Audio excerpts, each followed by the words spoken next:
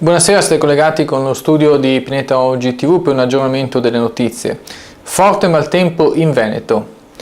È da 2 giorni che in questa regione, precisamente nel Padovano, si stanno registrando violenti temporali con fortissimi nubifragi.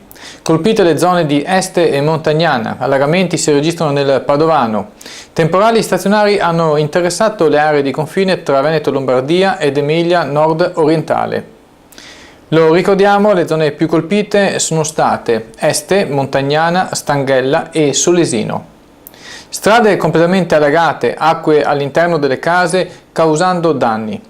Un fortissimo nubifragio lo si è registrato anche nella Marca Trevigiana con allagamenti. Ed è tutto per questo breve aggiornamento dalla redazione giornalistica di Pineta Oggi TV. Grazie per la vostra cortese attenzione, buonasera.